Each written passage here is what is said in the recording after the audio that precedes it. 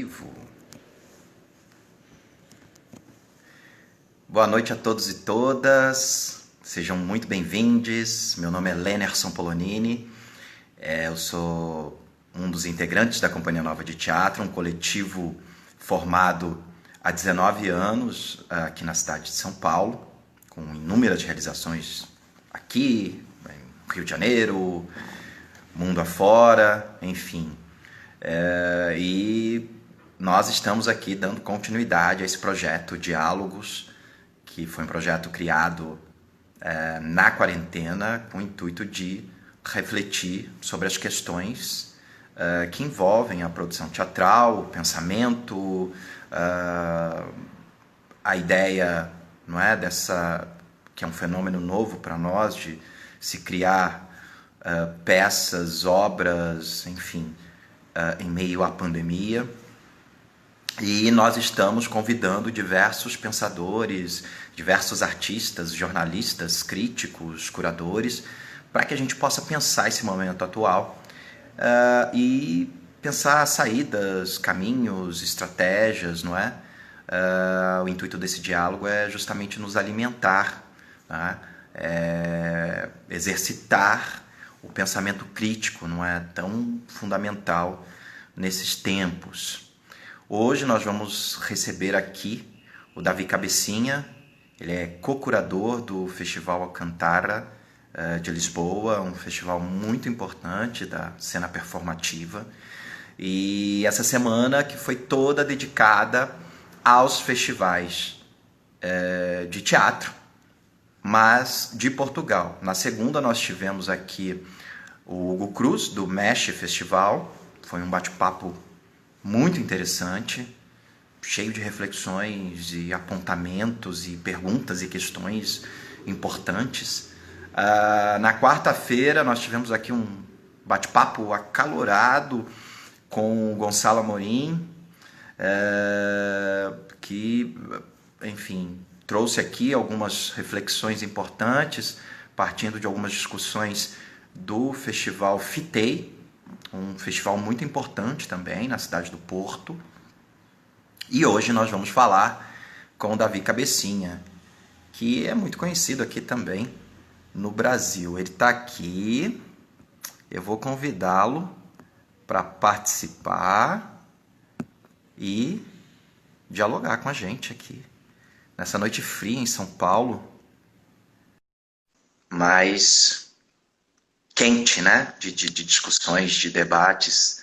Eba! Olá! Olá, boa noite. Tudo Bom bem? dia para você, né? Aqui já é sábado. Aí já é sábado, que Já estamos ótimo! a começar um novo dia, sim. Davi, querido, seja muito bem-vindo. Obrigado. Obrigado por ter aceitado esse convite. Estava aqui hoje ainda falando com o Guilherme Marques, ele é um grande amigo, muito próximo da MIT. Ele falou que ótimo que você vai conversar com o Davi. Tomara que seja um papo quente. Ele tem assistido as lives depois, né? Porque o IGTV ele agora permite, né, com que a gente arquive vira um documento público, não é? Uhum. Essa conversa nesse momento. Então as pessoas têm acessado bastante depois essas conversas no IGTV. Então ele te mandou um abraço, Guilherme Marques, da MIT. Que bom, E eu estou vendo obrigado. aqui que entrou um outro grande amigo nosso aqui também, que falou, que mandou um abraço para você em algum momento aqui que nós conversamos, que é o Pedro Freitas, da Périplo Produções, do Farofa. Boa Eu fui noite, muito bom bem dia. recebido. Olá, boa noite. Sim, boa noite a todas as pessoas. Foi muito bom estar aí na Meet este ano. Fui muito bem recebido, muito bem tratado. Foi um prazer. Foi a minha primeira vez no Brasil, nunca tinha estado no Brasil. E foi foi muito bonito, foi muito bom estar aí. Mesmo tendo apanhado aí o início, a explosão, assim, a parte mais fervorosa do início do Covid, quando já estava a ficar muito sério aqui em Portugal e quando começava aí, foi quando começaram a fechar e a cancelar-se apresentações públicas de espetáculos, e foi incrível o trabalho que toda a gente fez para garantir que ainda conseguíamos ver em segurança alguns dos projetos que faziam parte da programação, tanto da MIT como do Farofa. Foi muito bom. E obrigado pelo convite. Imagina, eu é que agradeço por você ter aceitado.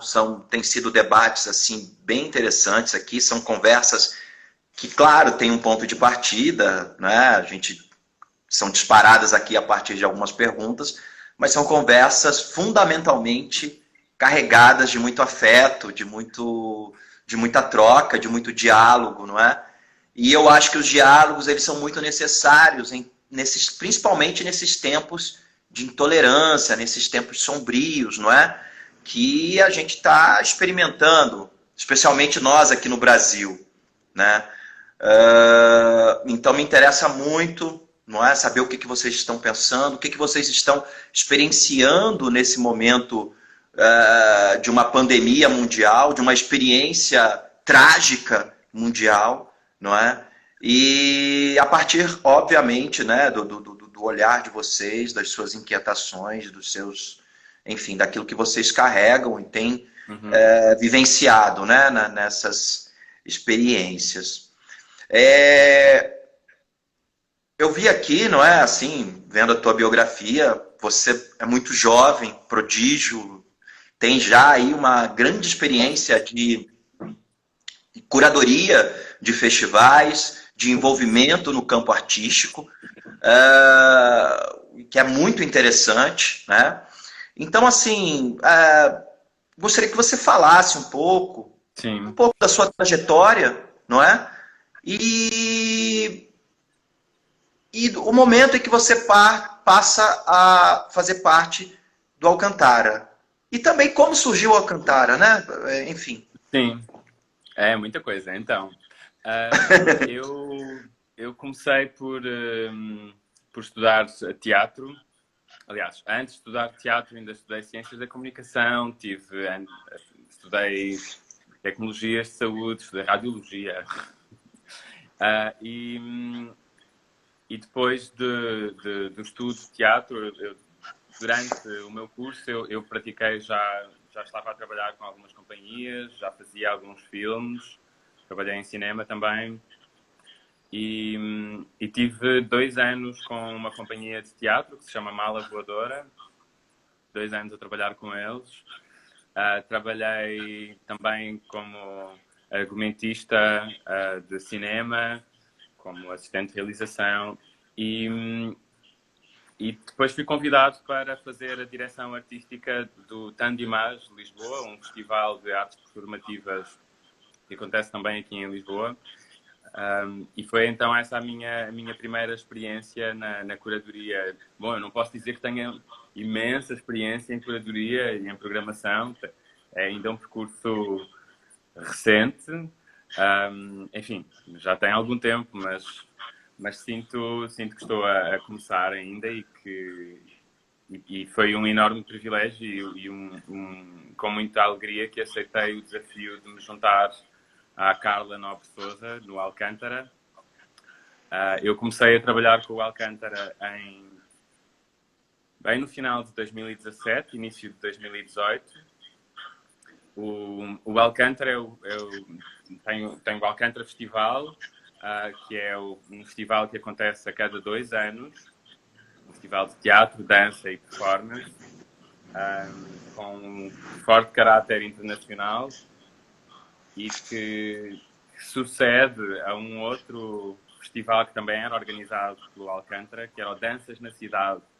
Começou em 1993, portanto, em 2018 o Alcântara celebrou o seu 25º aniversário com a última edição programada pelo Thomas Walgrave, que terminou esse ano a direção artística do festival. E depois disso, a Carla e eu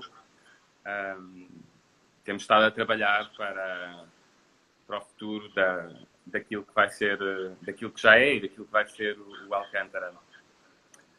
2020 é o ano em que vamos...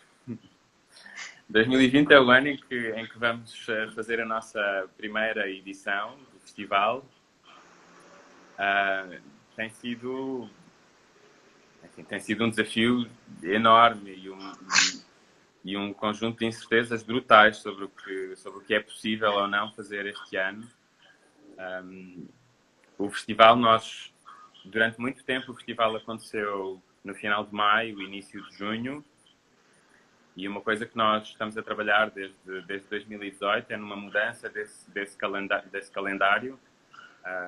O festival, se tudo correr bem, vai passar, e este ano vai acontecer já em novembro, e por isso, nos últimos meses, temos estado muito atentos à forma como a situação evolui e a perceber o que é que conseguimos ainda apresentar do programa que estávamos a desenhar e do trabalho que estávamos a fazer com um conjunto de equipas artísticas que estão em criação e que contamos apresentar os seus trabalhos ou em 2020 ou em 2021.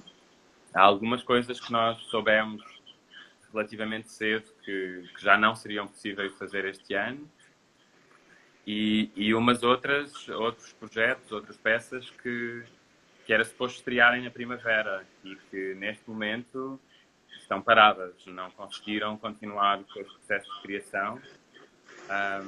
E finalmente há a possibilidade de alguns desses trabalhos, em vez de virem ao Alcântara Festival em digressão, deles poderem ter a sua estreia aqui connosco este ano. O que significa também em termos de produção e de organização uma logística um pouco diferente do tempo que demora a preparar a apresentação de um espetáculo que está em estreia, não é? Precisa de mais tempo de trabalho em palco, precisa de mais equipas técnicas, enfim. Então tem sido assim este corrupio a tentar constantemente fazer e rever planos daquilo que tínhamos em cima da mesa, daquilo que ainda faz sentido fazer. Para nós continua a ser muito urgente o conjunto de trabalhos e o conjunto de abordagens e o conjunto de artistas com quem temos estado a trabalhar, continua a ser muito urgente apresentá-los em Lisboa. Há uma parte dessa programação que é um pouco mais local, que são artistas que vivem em Portugal, mas depois há uma componente internacional e de artistas que vivem fora de Portugal que também tem muita expressão naquilo que é o desenho e o pensamento que nós temos desenvolvido para aquilo que contamos poder partilhar com os públicos em 2020 ainda. Nossa, muito interessante é interessante a tua trajetória, não é? Porque você vem de um festival importante e com uma carreira, não é? Já com um conjunto de realizações e assume, não é? Junto com a sua parceira, Carla, essa curadoria também trazendo esses desafios desse tempo, não é? Agora. Então, eu acho que para todos, né? É um momento desafiador, não é? Para quem está pensando curadoria, para quem realiza um festival, não é? Tanto do ponto de vista curatorial, quanto também da logística. E também é desafiador do ponto de vista para quem faz, não é? Para os artistas, para os grupos coletivos que estão experienciando e estão vivenciando essa pandemia, não é? Falando um pouco desse lugar, assim, né, desse lugar de confinamento, como que os artistas em Portugal têm lidado com isso, não é? Do ponto de vista da criação, estão criando, pensando, gestando obras em casa. Há algum movimento nesse sentido de apresentação de espetáculos feitos em casa, né? Como é que está sendo essa experiência para os artistas portugueses? Bom, então, eu posso dizer que logo quando começou a pandemia houve assim uma uma vontade muito grande de começar a fazer coisas na internet, de começar a partilhar projetos, tanto da parte das instituições como da parte de artistas que formaram os seus próprios contextos de apresentação. Eu lembro-me que nas primeiras 2 semanas ou 3 já havia um festival de propostas que estavam a ser apresentadas a partir de casa, com os telemóveis e os computadores de pessoas que experimentavam desenvolver as suas práticas de forma pública, agora a partir destas formas digitais. Na verdade, muitos desses trabalhos, ou muitas dessas práticas, não existiam ainda neste contexto digital antes da pandemia. E houve este primeiro momento, esta primeira urgência, que também rapidamente foi ganhando outro tipo de pensamento e outro tipo de reflexão sobre o que é que significa passar tudo para o online e mostrar este tipo de peças. Começam a surgir muitas questões no momento em que deixa de ser por puro prazer ou por pura necessidade de partilha, mas começa também a ser sobre uma necessidade de sobrevivência, não é? Começa a ser sobre a única possibilidade que existe no imediato de mostrar trabalho, e o trabalho das pessoas continua a ser aquilo que faz com que as pessoas possam pagar as suas rendas, comprar a sua comida, não é? Eu tenho muita sorte de estar numa posição privilegiada, num contexto de uma associação independente que manteve o seu apoio, que manteve a sua equipa a funcionar, mas há muita gente que não tem esse privilégio. Então, esse primeiro momento eu não sei se foi romantização, eu acho que houve romantização em muitos setores, mas no setor cultural não me parece que tenha havido assim tanto.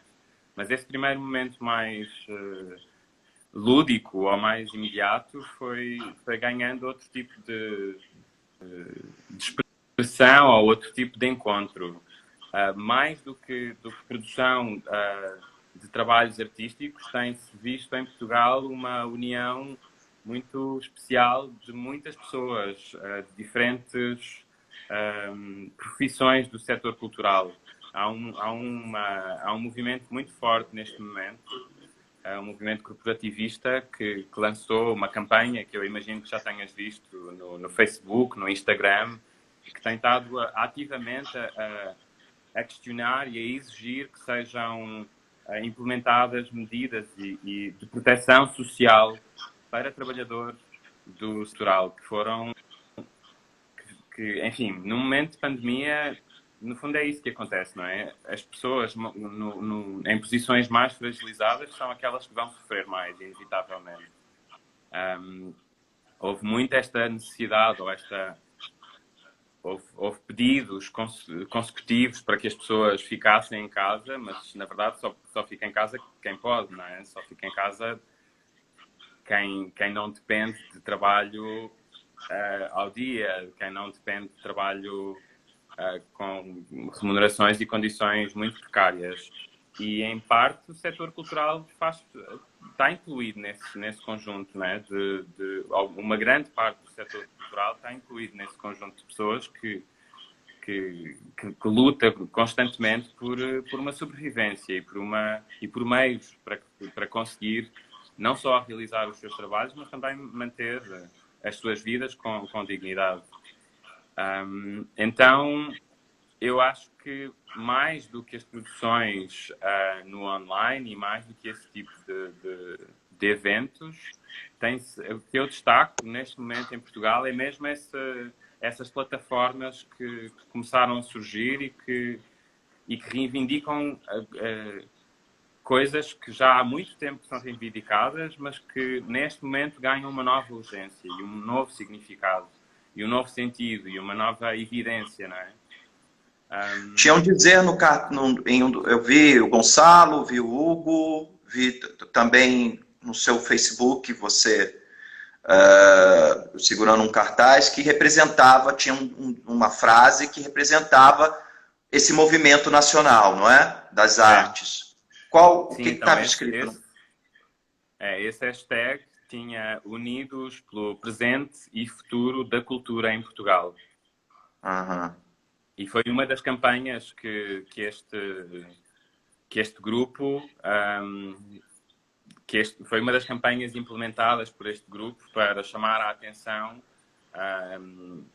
acima de tudo, do setor político, da necessidade de implementar e de olhar para o setor cultural de uma forma mais responsável e mais cuidadosa, porque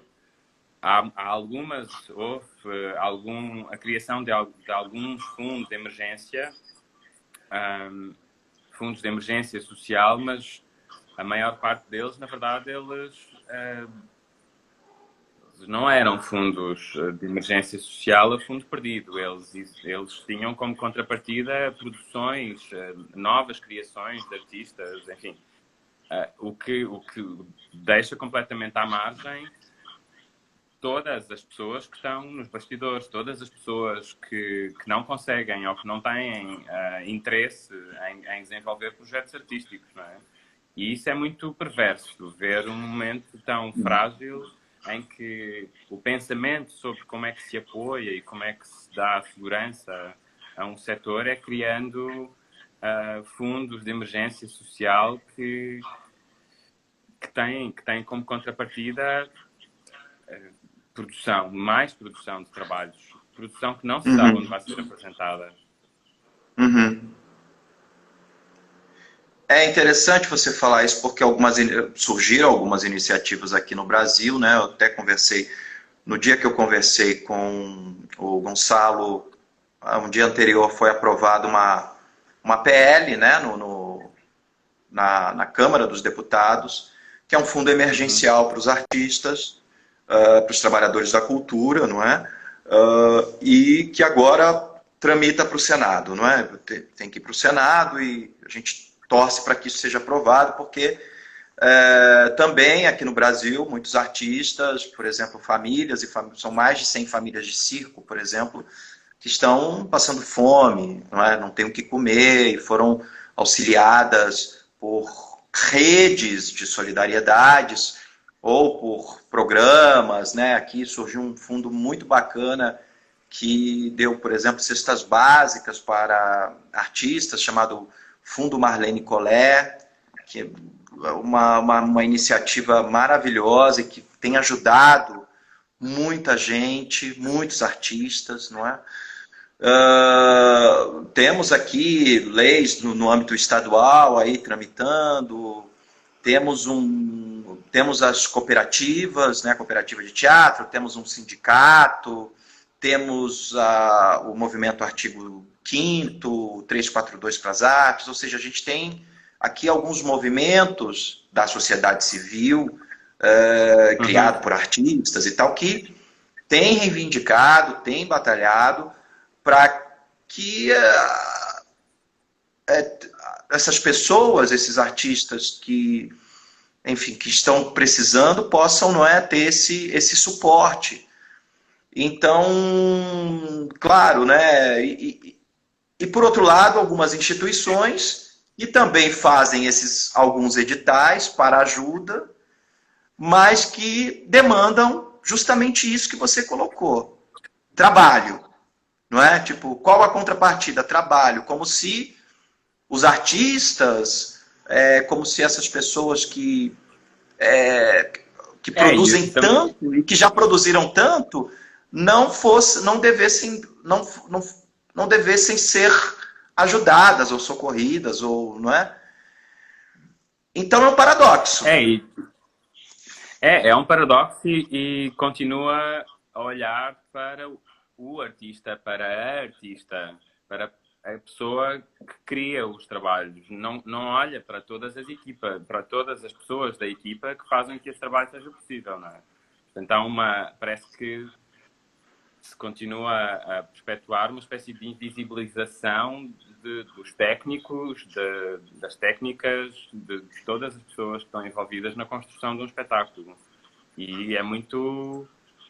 é muito primário isso, não existem só artistas, existe todo um conjunto de pessoas que fazem com que estes trabalhos e com que os espetáculos deles existam, não é?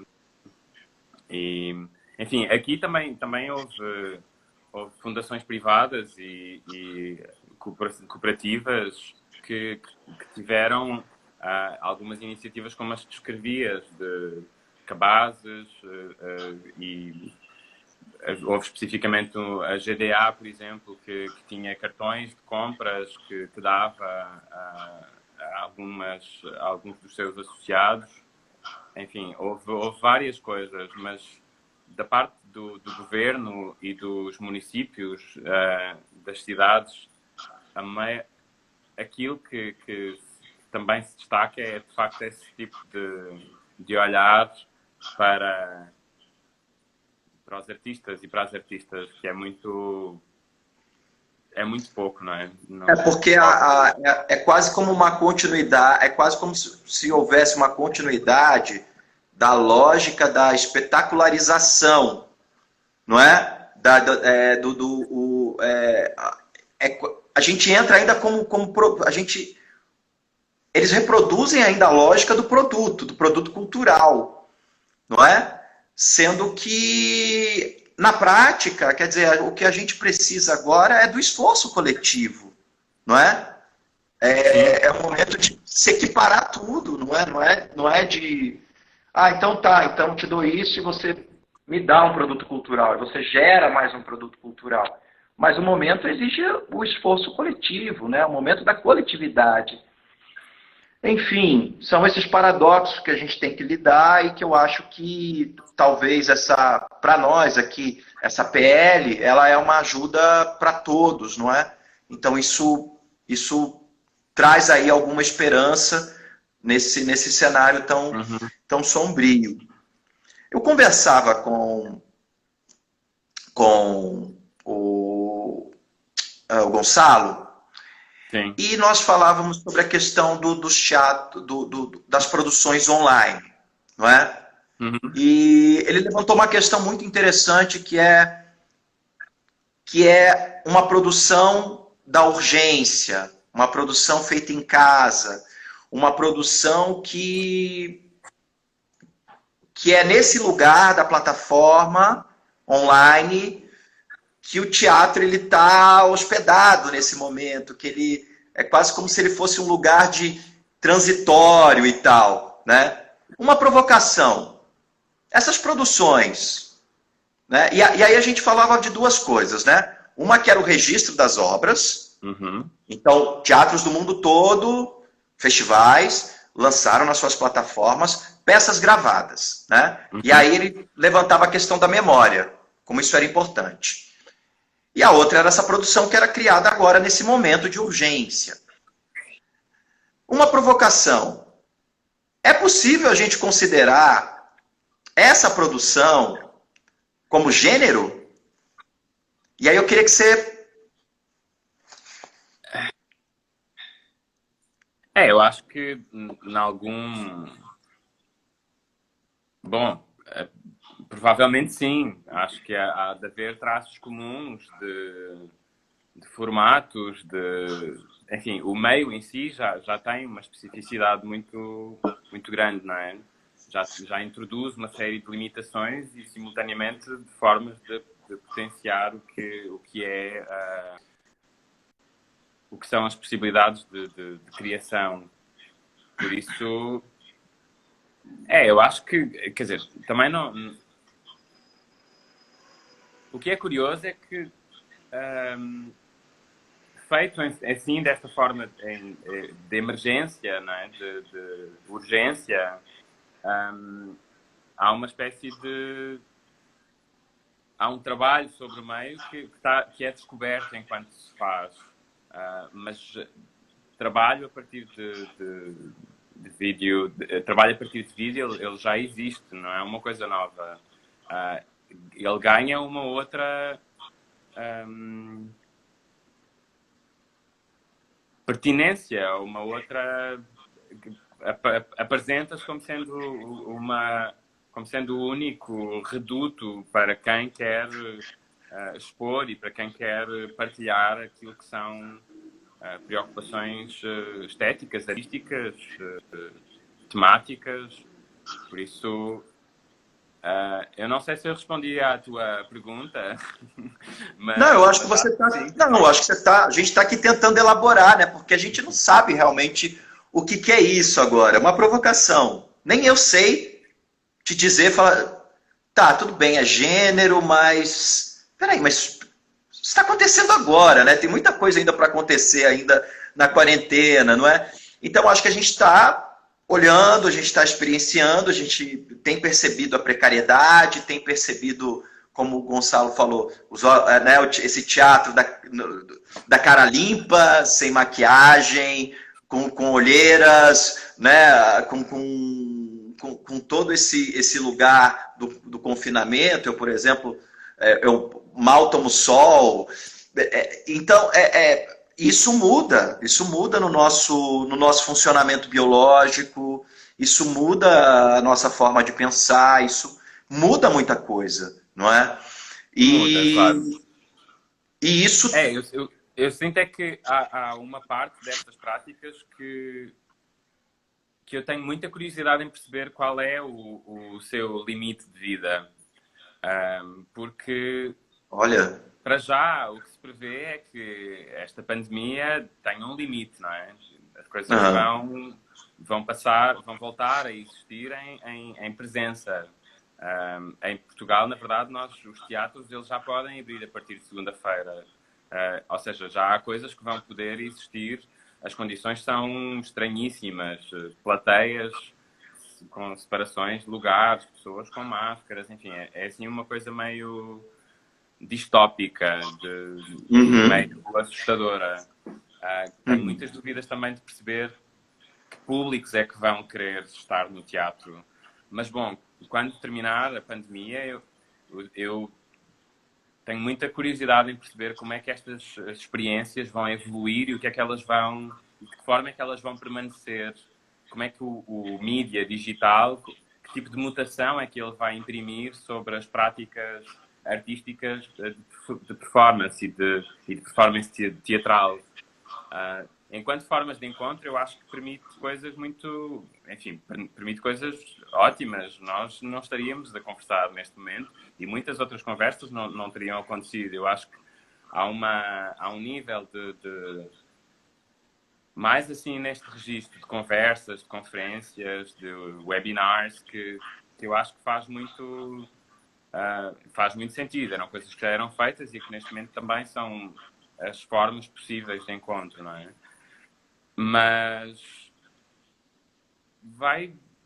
é muito importante o contacto, a presença, o olhar, cara a cara.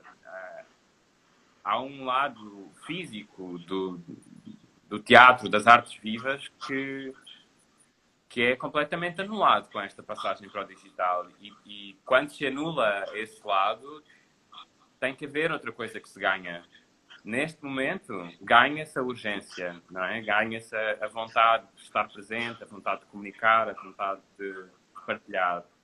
Mas, como utilização de mídia, eu acho que há um outro tipo de olhar, há um outro tipo de pensamento que eu sinto que já existia em pessoas que naturalmente já estavam a desenvolver projetos nesse mídia, mas que se calhar não está tão presente noutras que estão agora a começar por necessidade, porque não, enfim, as nossas técnicas não... Tu aprendeste técnica de representação assim para câmara de telemóvel ou para câmara de computador? É diferente, não é? É todo um outro pensamento sobre o corpo e sobre a presença que não tem história ainda suficiente para ganhar esse contorno de relevância ou de posteridade enquanto objeto artístico que trabalha o meio. No campo, e aí pegando a questão agora, eu achei ótimo a tua reflexão sobre o que está se produzindo no presente, dentro das casas. No campo da memória, que representa trazer de volta, por exemplo, uma peça, não é? Eu estava vendo, tava aqui vendo, um colega falou, olha, amanhã está disponível Arthur Ui, do Brecht, dirigida pelo Rainer Miller, não é? E aí eu fico pensando assim, né? Você assiste muitos espetáculos, obviamente ao vivo, para fazer as suas curadorias, e também deve assistir muitas peças em vídeo, não é? Para você, enfim, ter uma ideia, as questões técnicas, as questões políticas, estéticas que cada espetáculo traz consigo, as propostas, enfim. O que representa no campo da memória trazer essas peças, por exemplo, que, sei lá, de repente a gente não imaginaria ver nesse momento, né?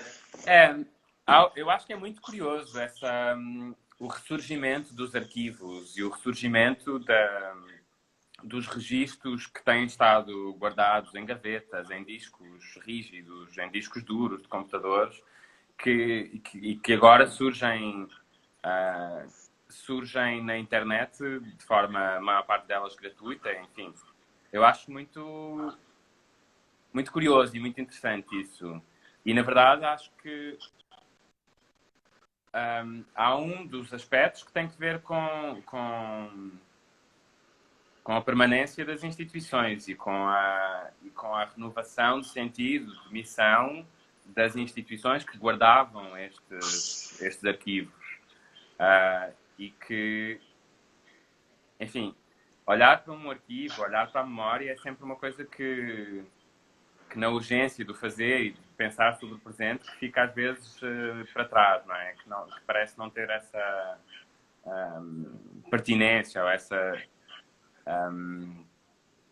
parece que há coisas que têm ficado muito, muito perdidas no tempo e é interessante poder revê-las. Ao mesmo tempo, é isto, todas as instituições subitamente perceberam que tinham arquivos e que podiam partilhar os seus arquivos. Então há uma inundação gigante de oportunidades de ver peças, de ver filmes, de ver...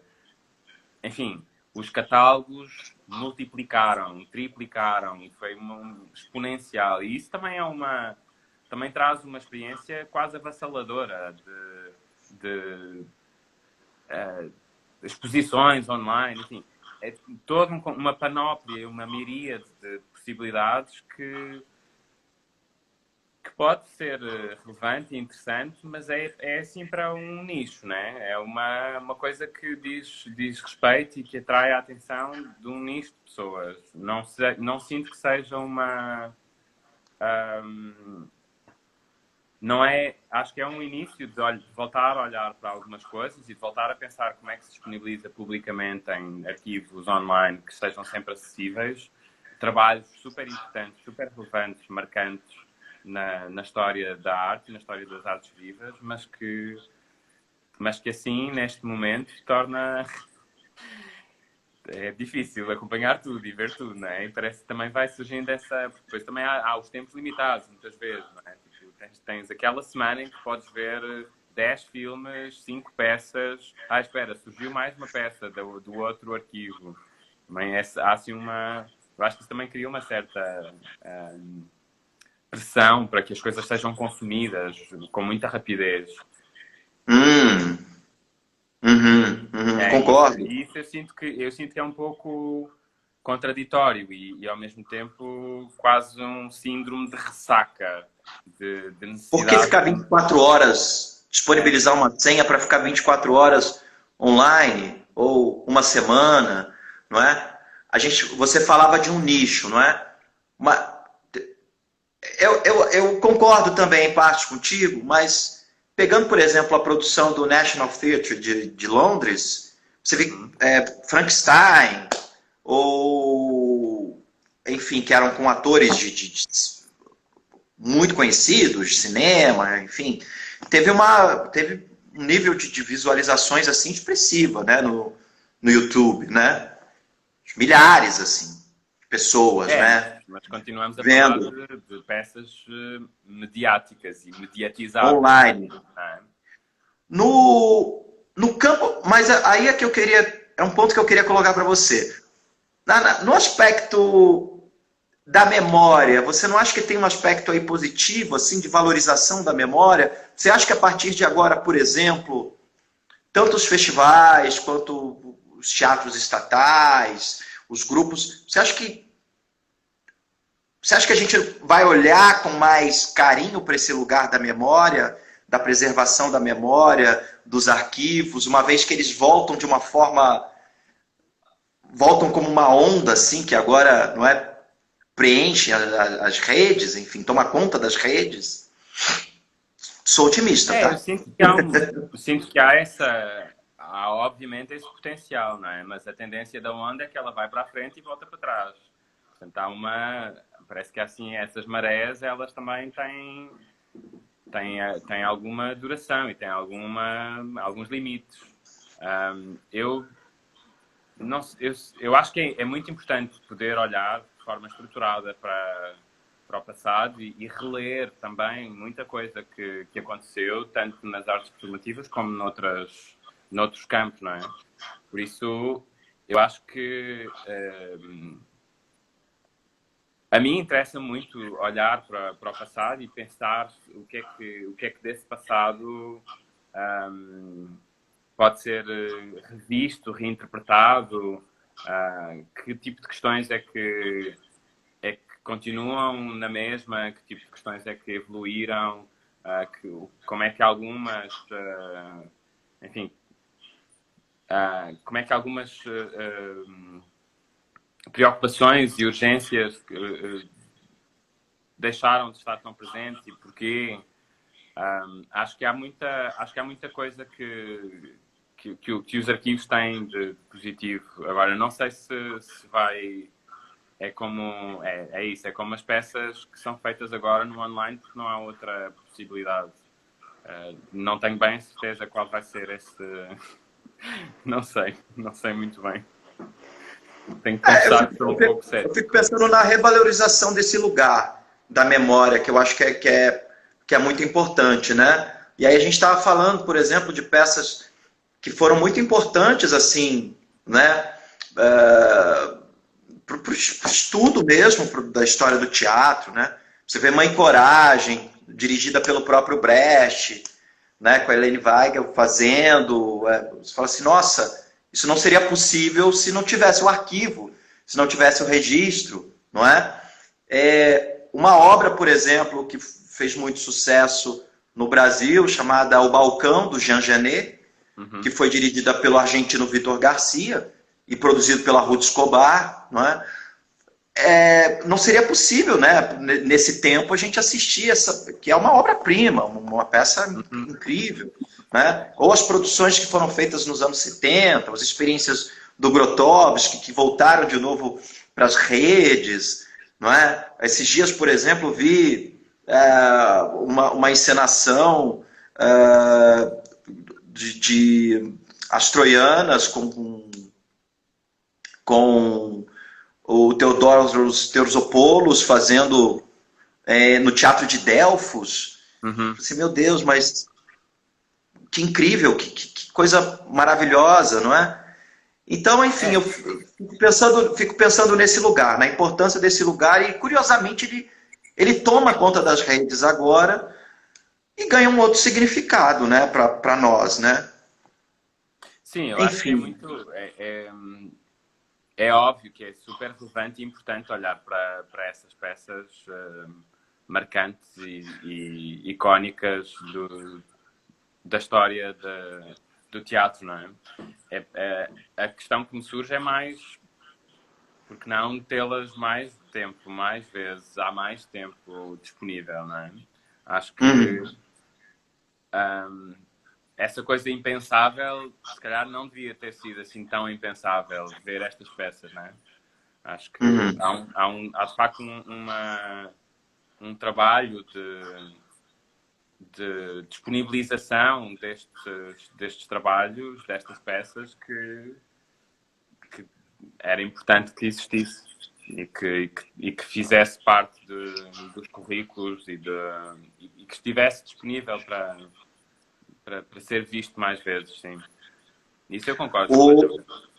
Os festivais online, o que você acha dos festivais que estão acontecendo mundo afora online?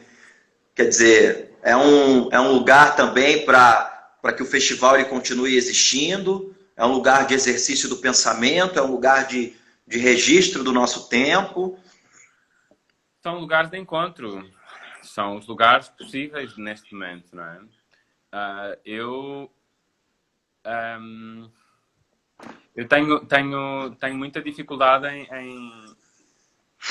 em acompanhar eventos online. Não tenho. Há qualquer coisa que não fico preso, não consigo sentir a mesma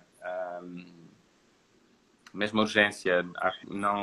Há muita coisa que me tem escapado e que eu tenho quase esquecido, porque de facto não faz parte do tipo de coisas que eu por hábito consumo. Mas depois há outra coisa muito curiosa, que no outro dia eu estava numa formação que tinha várias pessoas que pertencem a institutos em Portugal, e uma delas era alguns do interior de Portugal que neste momento estava a disponibilizar uma programação online. E tinha eventos e aconteciam coisas no Facebook desta instituição e tudo mais. E uma coisa que ela dizia é que, na verdade, o público que acedia a estes trabalhos continuava a ser o público local. Continuava a ser as pessoas que pertencem àquele meio, que conhecem aquela instituição e que de alguma forma conhecem aquela programação e têm alguma afinidade com ela.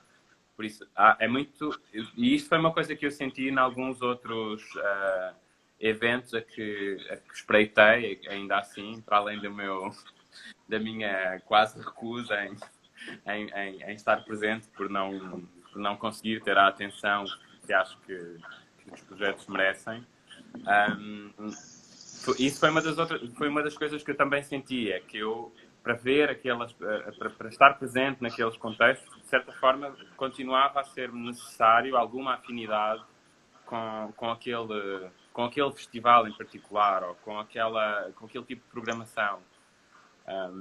Por isso, é isso. Eu reconheço como sendo absolutamente necessários como formas de encontro, mas não tenho, pessoalmente, não tenho muita vontade de estar presente nesses encontros. Eu fiquei. Teve aquela foto do Berliner Ensemble que viralizou, não é? Que é a foto antes e o depois, não é? Te impactou aquilo? É claro, né? É assim, uma coisa... É estranho. É estranho imaginar uma atriz, um ator em palco a confrontar-se com aquela plateia. É estranho estar sentado na plateia e apesar das distâncias e apesar dos espaços vazios, continuares aliás, mesmo esses espaços vazios, eles quase que acentuam o risco e o perigo de te teres dirigido àquele sítio, não é? Por isso, há assim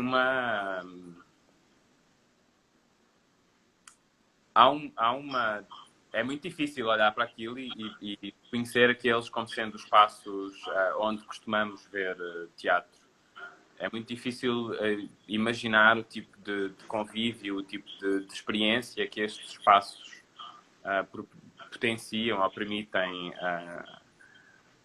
às equipas artísticas e aos públicos. Eu não sei como é que vai ser. Estou bastante curioso para perceber como é que se vai entrar nestas salas. E depois há o outro lado, não é? Porque a primeira coisa que se falou foi como é que os públicos iam entrar nas salas. E só um pouco depois é que veio, ok, mas então e como é que as equipas artísticas estão em palco. Então, Uhum. como é Uhum. que vão ensaiar? Como é, que condições, que riscos é que estão inerentes, então, numa proximidade que, em companhias gigantes, quer dizer, é assim, uma coisa muito imponderável, não é? Muito... Por exemplo, os atores vão usar máscaras no palco? E as companhias de dança não vão... O que é que acontece com a coreografia? Tipo, o que é que Não tem acontece com... contato humano, não é? Não se abraça, não se beija. Sim, e de repente parece que isso foi relegado assim para segundo ou terceiro plano, as condições de segurança das pessoas que trabalham no palco. E que também é uma coisa meio absurda, não é? Uhum. Pensando essa próxima edição, que já está próxima do festival, é claro que vocês já haviam prospectado coisas, não é? Tanto na questão do campo curatorial, dos desejos, das inquietações que pressupõe que exista numa curadoria, naquilo que ela quer provocar, naquilo que ela quer mostrar como algo provocador e desestabilizador do olhar. Mas eu fiquei pensando muito assim nessa experiência agora, né? Nessa pausa. Muda alguma coisa do que vocês já haviam prospectado? Essa experiência, ela vai contaminar essa próxima edição? Como é que é isso para você? Então, nós em circunstâncias, noutras circunstâncias, já teríamos em março, abril, nós estávamos a fechar a programação. Portanto, na prática, há um conjunto de compromissos que também já estão assumidos com pessoas com as quais trabalhamos há bastante tempo. Por isso, a programação que nós vamos ter em 2020 é uma programação que tem as mesmas equipas a criar os seus espetáculos. Algumas que não podem, como dizia no início, mas na sua essência, o programa ele é constituído pelas mesmas pessoas, pelos mesmos artistas e pelas mesmas artistas. Agora, estamos a falar de projetos que vão estrear, ou seja, os projetos em si, eles vão ter que ser criados em condições diferentes e isso vai ter influência, inevitavelmente, isso vai ter influência sobre os tempos de residências, o número de pessoas que podem estar nas residências, enfim, numa ordem prática, isso tem uma influência muito grande. Do ponto de vista de conteúdos e de temas ou de questões que estão a ser trabalhadas nos espetáculos, nós